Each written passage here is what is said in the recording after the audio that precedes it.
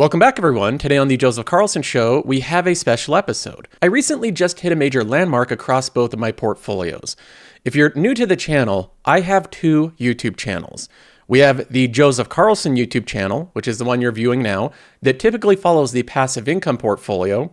And we have Joseph Carlson After Hours, which I typically follow the story fund in that portfolio. Now, if we look at the math when we combine them together, we have $357,000 in gains in the passive income portfolio. Then in the story fund, we have $152,000 in gains, which between both these portfolios, the 152 and the 357, that equals roughly $509,000. So I've reached this big landmark of making over $500,000 in gains in the stock market, and doing so without taking astronomical risk.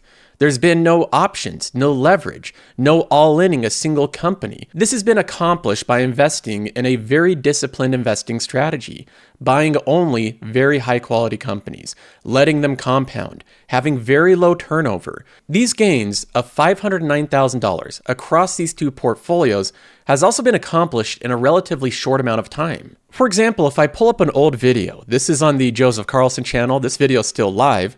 This was back in April 27th of 2022. So about 3 years ago, the gains in the passive income portfolio were $35,000. Now they're above $350,000. The gains have quite literally 10x'd over the past 3 years. Now the 500,000 combined gains is a landmark, but it's not a performance rating.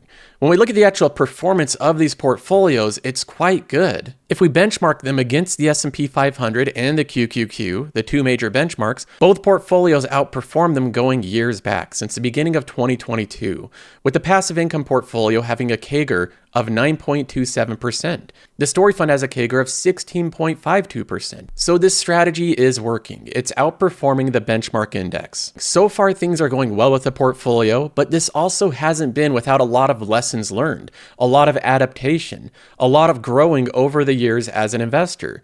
And in this episode, I hope to share a few lessons that I think are very helpful for other investors. In this episode, we'll be going over my 5 best investments, ranking them 5 to 1, the companies that I've gained the most money on, and how I got into these companies, how I found out about them, how these became such profitable investments.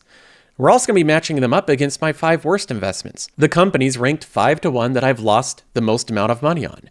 What went wrong with these investments? Why did they turn out bad? What mistakes did I make along the way? And how have I changed my investing strategy? We're going to be going over all of it in this episode. Now we're going to start off with the 5 best investments, and then we'll get to the 5 worst investments. Number 5 of the best investments that I've made throughout my history is Apple. Apple stock is one that I've owned for a number of years. In fact, it's one of the OGs, one of the first companies in my portfolio, and it had a total gain of $33,000. My very first buy of Apple was December 26, 2017. I bought $75 of the company. The share price was $170, and I continued to buy it at that time. Now, that share price is a bit misleading because Apple has gone through a major stock split. When we look at Apple today, and we look at the price it traded at the beginning of 2017, we can see what it looks like with these shares adjusted for stock splits. Apple is trading at the time for around $44 per share. So that's what I was paying for it during those initial buys back in late 2017 and early 2018. Now, I bought Apple all during this time period, over and over and over again. But where I really started to buy Apple was during the COVID dip. It looks small now in hindsight with how much this company's gone up, but that was a pretty significant dip. And during that time period, I decided to sell an ETF that was full of bonds and buy a lot of Apple. So I bought a lot of it right around there. And of course, the rest is history. Apple stock moved up from those prices of $70, $80, $90 per share. Now it's trading above $200 per share. Back in 2018, Apple was treated as a hardware company, a hardware maker of devices. And I viewed this company as going through a huge transition from hardware to software, growing a huge ecosystem of software products, including Apple Music, Apple Fitness, Apple TV Plus, Apple Insurance. They were growing in their apps and their subscriptions. Apple was growing this economic moat of an ecosystem through software, and that wasn't fully appreciated in the stock. And there's also a couple lessons learned over this time period. One of them is that Apple was the biggest company in the world back in 2018 when I first bought it. And many people thought, they just thought simply, How can already the biggest company in the world be one of the best investments? Isn't it covered enough by analysts? How is it not efficiently priced for the future? And that was never something that was accurate. Apple was the biggest company in the world back in 2018 and 2017, and it was still one of the best investments in the world. So one of the major lessons here is just because a company's already really big doesn't mean it can't get a lot bigger. So Apple is the 5th best investment. In number 4, we have MasterCard with a $40,000 gain. MasterCard is one of the holdings in the financial category, and this has been a very good category for me. Virtually every stock in this category has done really well. In fact, based on different timelines of investment, it's arguable that Intuit is a better investment based on timelines, but we're going here with just total value in this one, so MasterCard wins out. The reason that MasterCard became an investment in my portfolio in the first place was learning about the type of companies that Warren Buffett looks for. I know it sounds a little cliche to say that I'm investing like Warren Buffett because everybody wants to invest like Warren Buffett, but most people that say that don't buy any type of companies that Warren Buffett really made his money on. When you look at the type of companies that Warren Buffett really made the most money on, they are the MasterCard style companies. They are compounding machines of royalty-like businesses. Buffett invested in Coca-Cola. He said that the company owned a royalty on swallows.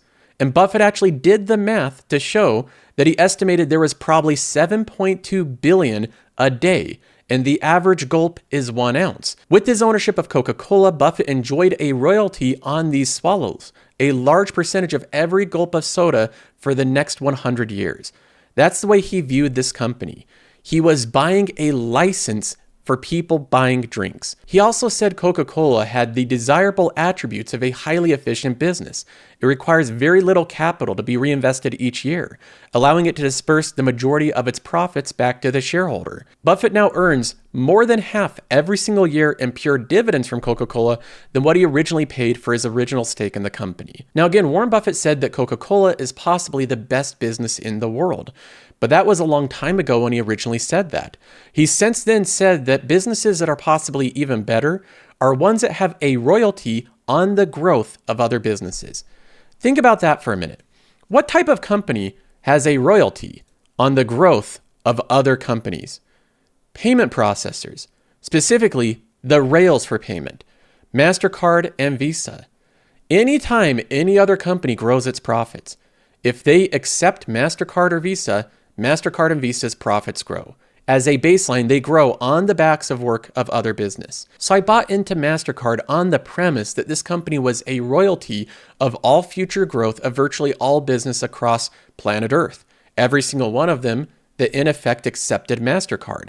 And most businesses do because of how frictionless it makes payments. MasterCard has been a highly profitable holding and a very easy one to hold. It's had virtually no problems, no challenges along the way. It's a company that has an incredible business model that investors still don't fully appreciate. So MasterCard is number 4. We have number 3 being Texas Roadhouse with a $51,000 gain. The gains in Texas Roadhouse are also very meaningful because I didn't invest as much into this company. It's $51,000 in gains with a total holding value of $85,000. So this one has been a massive winner in the portfolio. The way that I found Texas Roadhouse as an investment was very similar to a Peter Lynch style of investment. I basically just went to eat there over the years, and I noticed that this company was typically packed. Every time I went out to Texas Roadhouse, there was a line out the door. They were busy. It was booming. It was always exciting and fun. There's always people. All the seats are filled. There's loud music. There's line dancing. There's people yeehawing. There's all this stuff going on, and people love it. The portions that they give were huge. The value was really good at the restaurant. The service was excellent. And this was at multiple locations. And I noticed this over the course of years, that this company had excellent operations, excellent execution. Now, that doesn't always translate into a wonderful business, but in this case, when I brought Texas Roadhouse into Qualtrim, I did a simple look through this company and I compared it to other quality compounders. And what I noticed is that when, for example, I compared Texas Roadhouse to other restaurants, we can take a look at the revenue. Look at the revenue of Texas Roadhouse. It is this strong, linear growth rate over time, with barely a hiccup during COVID. but that's the only time the revenue hasn't gone up consistently. We compare that to Brinker International, which is Chili's, doesn't look the same. We compare it to Darden Restaurants, the owner of Olive Garden. This company likewise has many jagged periods, times where sales have dipped. They've also had good times, but it didn't seem quite as consistent. I compared it to every major restaurant company. None of them had revenue lines that looked the same as Texas Roadhouse. All of them had valleys and peaks, times of very slowness. There's obviously a lot of struggle with companies like Cracker Barrel. We have companies like Cheesecake Factory, where if you look at the revenue, it looks okay, but it's not as good. It's growing much slower than Texas Roadhouse. I found this company's metrics and their history astonishingly good, even when put against the best tech companies in the world. I like the story of the company a lot. I like the product. I like the value proposition. I thought that they could raise prices, and I also found a good time to get into the company. With Texas Roadhouse, it was the matching of a great price, a great brand with qualities, and great fundamentals. The biggest lesson I have with Texas Roadhouse is that the history of a company, especially the fundamental history, is incredibly important, and investors should study the long-term fundamental history of a company before choosing to invest. That is why I selected this company. Moving on from Texas Roadhouse in number 3, we get to number 2, which is Costco, with a $53,000 gain. I own Costco in the consumer category. It's one of the 2 companies I still hold there, and Costco is another OG holding, a company that I've owned from 2017. I was originally buying Costco about a quarter of the price it currently trades at. I've made video after video going over how good of a company this is. It's a deceivingly good company. Costco, I believe, quite literally has the best business model in the world. They've converted long-term customer loyalty into an annuity-like income stream for investors. They have high retention because of how much people fall in love with their relationship with Costco. It's a highlight of people shopping there. They love this company. It's evidenced in every single metric of the company. When we look at long-term histories, there's few that have as good of a history as Costco. The revenue looks great. The amount of warehouses they open over time literally is just a line left to right that goes up. We have cardholders over time that continues to increase. Costco continually adds millions of cardholders every single quarter, now at 142.8 million. And their renewal rate of these cardholders is very high, 93%. When we look at the revenue of Costco, this is where it gets a little bit tricky. The sales part of it, where they sell items, is not how they make their money. They make the majority of their money through their membership. Over the trailing 12 months, it was $5.11 billion in revenue. That is almost purely profit. That drops straight to the bottom line. So this is this annuity-like income stream. Have you seen a company that has a net income line for this long of a period, this smooth, that looks like this? Well, that's basically what Costco is. I can go on and on about the qualities of this company. It is exceptional in virtually every way. In fact, when I do analysis on Costco, I have a hard time finding any real weaknesses. I just don't think they really exist. As a company, there is virtually no weakness, but as an investment, there is one glaring problem. That is the current valuation. It trades at a 52 PE, and this goes to my ownership of this company, how I've tried to handle it, balancing these different concerns of a very high quality company along with a very high valuation. When we look at Costco and the valuation over time, we can see this on the historical chart, and this paints the picture quite clearly. My last purchase of Costco was right about here. That was the last time I bought the company, right towards the end of 2023. The reason that I haven't bought any more of the company since then is obviously the valuation on a PE ratio has expanded and expanded. You're paying more for the same company as this happens. Now, it's not necessarily the exact same company because Costco is getting better over time, but I want to handle this company well. I will buy Costco when it goes back down to below a 40 PE ratio, when it gets into the 30s. That's at a more reasonable price, a trailing 30 PE ratio. But when it's at the 60s and 50s, that to me is just too extreme. So in this category, Costco is a hold. In this category, Costco is a buy. Right now, I'm holding. So we have Costco as my number 2 best investment. In number 1, we have Netflix, with an $87,000 gain. Netflix is in the story fund, and this one's really carried this portfolio, and it's the biggest part of the reason that it has such a high compounded annual growth rate. But Netflix was not an easy company, I would say, to invest in. It's one that went through a roller coaster ride. I was initially buying Netflix back in 2021 for a price of around $450, $500. I was buying it for around that price. And at the time, it was at an all-time high. A lot of people thought I was overpaying for the company. Then Netflix went up a bit. It looked like it was a good investment for a bit in 2021. And then we all know the story. Netflix lost subscribers for the first time ever in their history. The whole media apparatus completely turned against the company, talking about how finally competition caught up, how finally Netflix is no longer this company that's overvalued. And investment sentiment was crushed on this company. Then we had Bill Ackman buy in the stock right there, and then the stock 3 months later fell another 35%. And Bill Ackman sold out of the company. During this time period in 2022, Netflix was trading for around $200 per share. I had owned the stock this entire time. During this time period, after Bill Ackman sold the company, after it was down 75% from its highs, trading below $200 per share, I was at a severe loss in this portfolio. It was very discouraging. I have to admit that was not a fun period during my YouTube channel to go on and make videos saying that I'm still optimistic about this company that so far looks like an unmitigated disaster.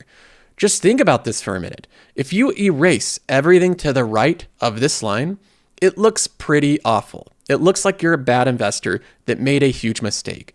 And that's the situation that I was in. At the time, Netflix was around $230, and this seemed like a monumental disaster. Now, people say hindsight is 2020. Looking back on Netflix now, it's obvious that things turned out okay. But again, during that time period, it was a different story. Netflix was getting crushed, and we can look at exactly what my thought process was during that time period. Here is a video that was published November 1st, 2022. At the time of this video, Netflix was below $300 per share. I was down by 37% on this company, $12,000 on Netflix, and here was my thoughts. And I'm currently down $11,900. So I'm down 37% on this company. It's been a bit of a doozy. Again, this has been a very volatile year and a volatile holding. The reason that I hold this company, and I want to explain why I continue to believe in Netflix, even though it's gone through this dramatic fall, the story for me hasn't really changed. The reason that I invested in the company hasn't really changed. So we look at these charts here. We see the company's down big. A lot of investors have soured on this company. Price drives sentiment. So as the price goes down, sentiment turns more negative. But again, I'm invested in the long term, and the reasons that I invested in Netflix have not changed. What I've seen happen when I study history is I see that over the past 100 years, there's been a type of entertainment that has reigned supreme. It's been a great form of entertainment, economically speaking. That is cable television. The cable providers had people paying them $120 per month to be entertained.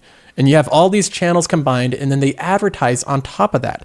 Consumers were paying a lot of money for valuable entertainment. And the cable companies had great economics. They were great companies for 100 years. Now a transition's taking place. Over the past 10 years, there's been what's called cord cutting. You probably heard about it online. You're probably part of it yourselves. Meaning that you're moving from cable TV. You're no longer subscribing to these big yearly contracts and paying $100 plus a month, but instead you're subscribing to Paramount Plus and Peacock and Netflix and Disney Plus and HBO Max, right? You have all those subscriptions. That's the transition that's taking place. When this transition takes place, and it will continue to take place over the next 20 years, there's going to be companies that come out on top of this transition, that survive it. And other companies that can't make scale, they can't get big enough, their economics don't work out, many of them will fail and they'll be sold to different streaming services. So we're going to see some consolidation. But as I see this transition take place over the next 20 years, I continue to believe that Netflix is going to be not only one of the survivors, but one of the biggest participants in the new form of entertainment, which instead of linear cable television, it's direct on-demand entertainment delivered through the internet. So I think Netflix is positioned already at scale with 220 million subscribers. already with an international presence to take advantage of this overall change. And then even going beyond predicting the winner, there's also the discussion of what the economics will look like for the winners of this transition. A lot of investors believe that even if Netflix does win the streaming wars, the prize for winning the streaming wars is not that great. They don't think the economics of streaming is all that great. I disagree with that. So I have two major assumptions here with Netflix. Assumption number one, this transition from cable TV to on-demand entertainment is happening. It's going to continue to happen over the next 20 years, and Netflix is going to be a winner. They're going to survive the transition. They're going to be a global, highly scaled streaming on-demand entertainment company. Assumption number two that I'm making for Netflix that I think is up for more debate is the economics of streaming in general will eventually be really good, especially for the biggest scaled leaders. This was back in November of 2022 when Netflix was below $300 per share. The biggest point that I wanted to highlight here is that price drives sentiment for most people. So if you're like other people and you're looking at this stock that's just getting devastated, you're looking at your holding, you're $12,000 in the red, it's so tempting at that point to want to just forget about it and sell out of it. And that's not what you do if you want to have good returns. As an investor, you have to be disconnected from what the market's telling you. Lots of times investors get really bearish on stocks or really bullish on stocks all at the same time. And you have to take a step back and look at things objectively. With Netflix, I was convinced my thesis on the company was still very sound. And I got more convinced of that over time. That's why I stuck it out with this company even when no one else wanted to own it. So stick to the actual fundamentals. Ignore the prevailing sentiment on a stock. Look at objectively what's going on with it. If you do that, you'll get a lot better returns. These companies, these top 5, make up for a big portion of my gains. Not all of it, but they make up for a decent portion. And when we look at this, it's interesting to see that 3 of the top 5, Netflix, Costco, and Texas Roadhouse, are also not mainstream investments. Netflix was cast out just a couple years ago. Costco has always been a good company, but many investors won't hold it because of the valuation, and Texas Roadhouse isn't even in the S&P 500. None of these companies are in the Mag 7.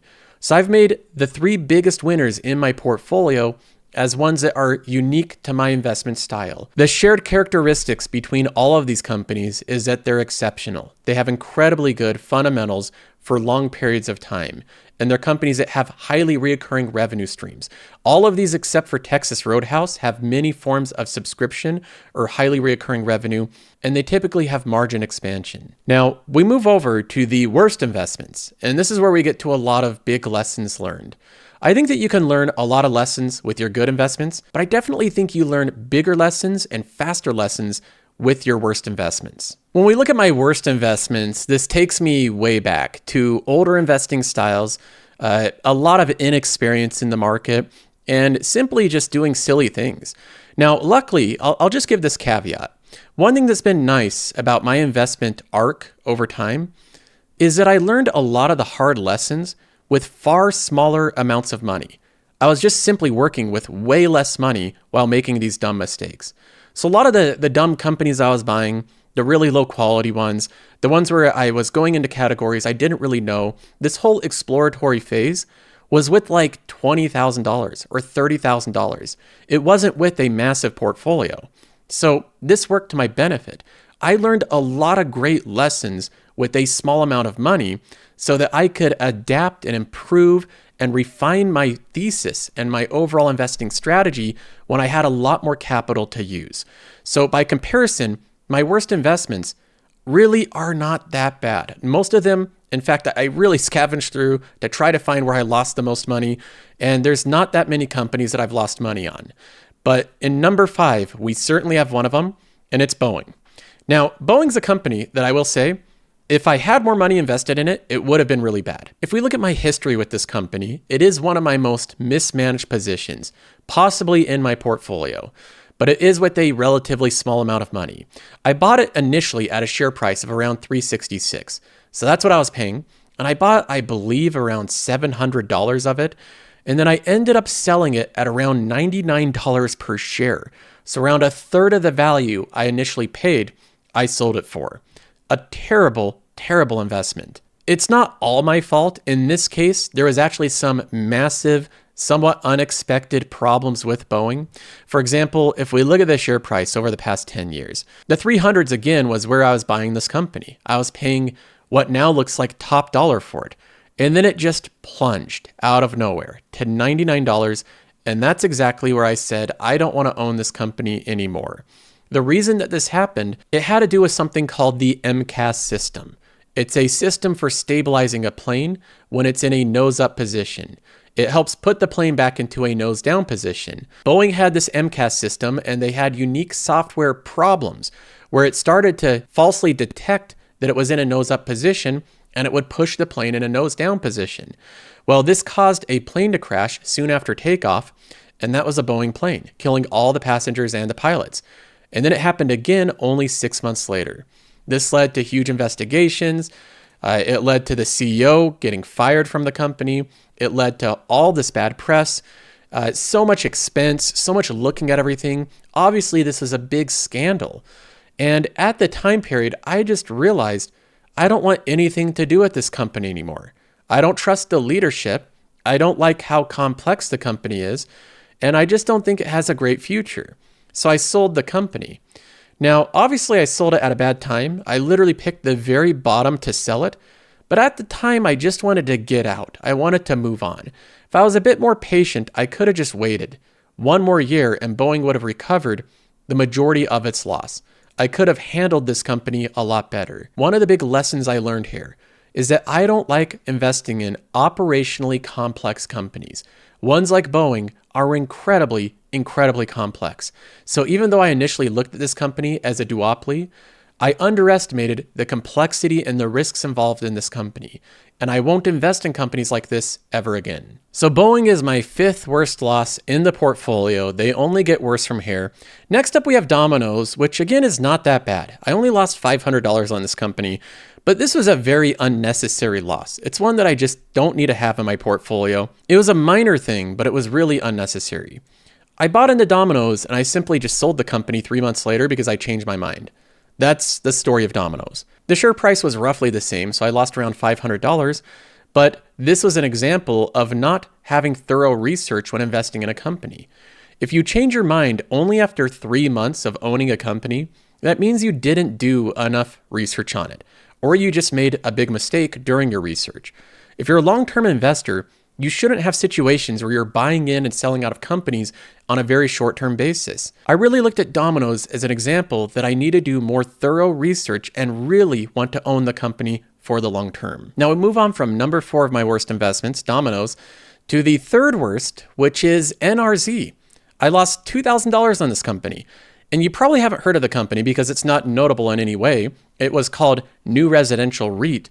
And it's a company that's so obscure that most people don't know about it. It's one of these companies, I believe I found it in the depths of Seeking Alpha back when I used that website for a lot of research. It was somewhat popular amongst dividend investors, especially mortgage REIT investors if you wanted that extra juicy yield. They are companies that invest in real estate investment debt, not the actual real estate themselves, and they can use a lot of leverage in the process. So it's a financial derivative type of investment, and they pay a very high yield in the process. And this was an example of different investments where I was looking at different companies, finding out about them, finding their investment thesis is interesting, and then dipping my toes in them. So although I never had a lot of money in this company, it was one that I invested a little bit in to see if I could get this juicy yield, and I was quickly punished as an investor. It taught me to not chase yield in a stock, to never do that, because it's always too good to be true. If a company's paying a super high yield, there's always something you're giving up in the process. In this case, it was taking on a lot of risk. This was over 5 years ago since I've owned that company. And since then, I've really transformed my investment strategy. I've gained so much knowledge over these years. I've really narrowed the scope of the type of companies I look for. And I would never invest in a company like that ever again. Now we're working our way to my 2 biggest losers. In number 2, we have Disney. And it pains me to say that because this is one that should have never turned into a loss. On Disney, I lost $4,800. That's like a trip to Disneyland. I could have taken my family to Disneyland for the price I paid to learn this lesson in the market. And this was a very unfortunate, unnecessary, unforced error on my part. The story of Disney is pretty simple. If we look at the 10-year chart here, I can show you my investment history on this company. I was buying the stock back in 2018 on the premise that they were going to launch a new streaming service in late 2019, and I got ahead of it. As an investor, I looked at this news. I knew that other investors would get excited about the company because Disney Plus was talked about to be the ultimate streaming service.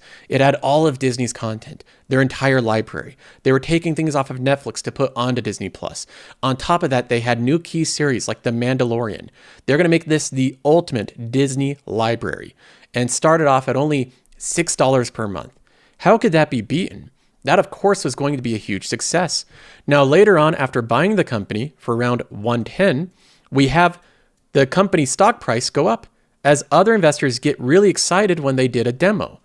And then they released Disney Plus late 2019.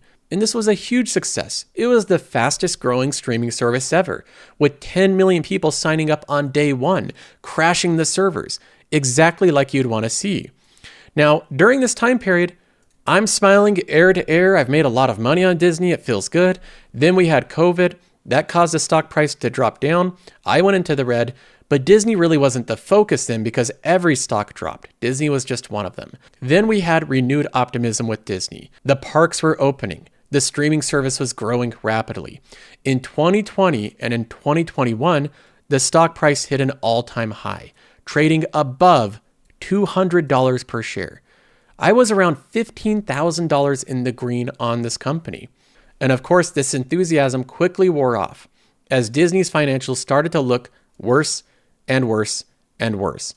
Investors started to look at this company more critically as all of this good stuff seemed really relevant at the start. The second half of this story is that investors were focusing on the loss of the cable business.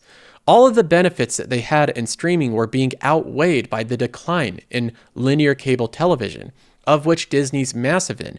ESPN was shrinking. Disney's cable assets were shrinking. So even though they were growing the streaming service, it seemed like a lateral move. And then Disney stock got all the way back down to around the same price I purchased it, and it even dipped down further. That's when I decided to sell the company and go all in on Netflix.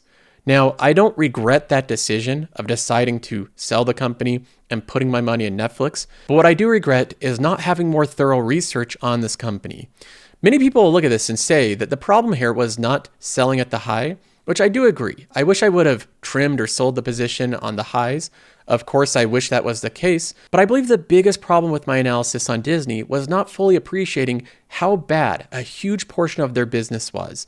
The cable assets. Disney's loss could have been avoided at many, many points throughout history. I had ample opportunity to take gains off the table, to reduce my exposure, to wait for the company to really generate the free cash flow to justify the price.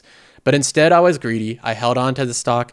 I didn't look at any of the bearish symbols. I didn't look at any of the downside, and the stock went back down dramatically, leading to a very unnecessary loss. Now, finally, we get to number one, my biggest loss ever, the worst investment I've ever made, which is Alibaba. I lost roughly $15,000 on this company. Every investment has a story, and the story of Alibaba is no different. I had a thesis for buying into this company. I thought at the time it was a relatively sound thesis. After all, Alibaba appeared to be a highly technologically innovative company coming out of China, fiercely competitive. It was a company that was growing rapidly, and it was trading at a low valuation. When I look at the metrics of Alibaba, they all show a similar picture.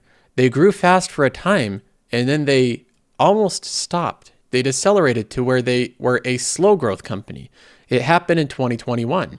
We look at the revenue and see the rapid deceleration. We look at the EBITDA, see it go up in 2020, 2019, and then it stagnate from there. Look at the net income. Look at the earnings per share. It all shows a similar story. Alibaba grew fast for a time, and then it didn't grow. And in fact, the fundamentals went in the wrong direction. There's also a lot of qualitative things that I didn't appreciate with Alibaba, like the CEO of the company randomly going missing for 3 months after criticizing the leader of China. That made me realize that the Chinese officials will interfere directly with their companies, and they don't care if it will hurt profits or if it will make investors very concerned about their investments. Alibaba's stock has been a disaster over the past 10 years. I was buying the company throughout 2021 and the share price continued to fall. I put in $10,000 at first and then it fell. It fell a lot. And I threw in another $10,000 and another. I continued to buy the company 3 times. And over those 3 times, the stock price only fell after buying it every single time, compounding the losses in this company. I posted at the time of selling this company for a loss, reviewing the mistakes I've made with this investment. I said that there's 2 parts of the Alibaba thesis that I believe I got wrong. Number 1, I underestimated the extent the Chinese government would interfere with their own companies and destroy capital of their largest companies. I thought that the Chinese government would be more pragmatic and capitalistic, that they would view the success of their greatest companies as a very important thing. But I became more convinced that the Chinese government didn't care about the stock price of their companies. They cared more about their own power and having ultimate power over their companies. That's not a dynamic that I wanted to see. The second thing was, I simply overestimated how strong of a company Alibaba was. I thought it was much stronger than it was. It had trouble competing. They weren't growing. It's a company that really wasn't quite as strong as it seemed. And it made me question my analysis on it. So Alibaba makes up by far my worst investment and my single biggest loss on a stock. Now, if we look at these added up and look at the totals, the 5 best investments equate to $264,000 in gains, and the 5 worst investments equate to $22,700 in losses. Just my 5th best investment would more than make up for all 5 of my biggest losses. Apple alone would pay for more than that, in fact $10,000 more. A single good investment can make up for many investing errors, and that's the asymmetry of the stock market. It's why it's such an incredible place to invest in the first place. You can make one great decision, one stock that goes up over and over again, that really compounds for years in the future, and that will wipe away numerous mistakes, lots of misjudgments. The sad situation is when investors turn small losses into big ones, or have huge fumbles with their portfolios where they lose a ton of money on a single position. And I believe there's ways to avoid that. I do not buy weak companies. I buy companies with very wide moats, deeply embedded products, highly profitable companies that are already cash generative. These aren't speculative. Nothing about these companies are speculative. I don't hold a single speculative position in my portfolio. I don't bother with it. I think it's a waste of time and money. The companies that I have will push gains higher and higher every single year as they grow their free cash flow per share. And their products are so indispensable that it's very difficult to conceive that one of these companies would turn into a dramatic loss. In terms of valuation, I also buy these companies at opportune times. Not when they're trading at the lowest PE ratios ever, but typically during dips, typically during time periods where investors are ignoring them, or there's unique opportunities to enter into these positions. Like with Equifax, I entered into this new position during the tariff dip. That was a unique one-time opportunity to buy into a great company that was trading down because of macro reasons. When you're able to enter into quality companies with great products that will grow over time, and you can buy them during periods of unique one-time off events where the stock trades down, that usually results in never losing money across your portfolio. These might seem like common sense lessons, but investors ignore them every day. Investors buy highly speculative companies that aren't deeply embedded in society, that don't have long-term customer relationships, that face many competitors. They do this routinely, and then when the stocks run into trouble, they have real questions about the company and the fundamentals, investors add to those positions, compounding their losses. They try to double down on their worst performing companies. All of that exaggerates the problems in your portfolio. It puts more emphasis on the companies that are doing poorly, when investors should be doing the exact opposite. They should double down on fundamentally strong companies that are getting stronger and stronger, and sell off companies that do not meet their quality standards. Doing so would lead to much better results. So these are the lessons that I've learned. This is my journey through investing. I'm sure that I'll learn more lessons in the future. I'm sure there'll be some worst investments that I make in the future as well. Life is always unpredictable to some degree, but I believe there's a lot of things we can do to minimize the risk involved. And the journey, as far as I'm concerned, is still getting started here. We'll see you in the next one.